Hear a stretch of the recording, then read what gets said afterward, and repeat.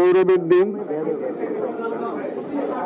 যে যে বিপ্লবের মাধ্যমে বাংলাদেশ আজকে নতুন বিজয় দিবস সৃষ্টি করলো, সেটাকে সামনে রেখে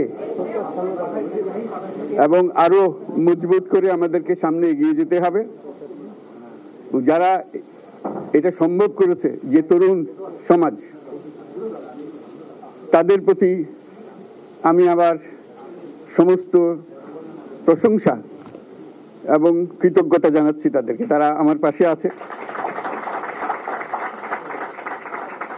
এরা এই দেশকে রক্ষা করেছে, এই দেশকে নতুনভাবে পুনর্জন্ম দিয়েছে এবং এই পুনর্জন্মে যে বাংলাদেশ পেলাম, সে বাংলাদেশ যেন অত্যন্ত দ্রুত গতিতে এগিয়ে চলতে পারে, সেটাই হলো আমাদের শপথ। সেটা আমরা রক্ষা করতে চাই, এগিয়ে যেতে চাই। আজকে আবু সাঈদের কথা মনে পড়ছে আমাদের, যে আবু সাঈদের ছবি বাংলাদেশের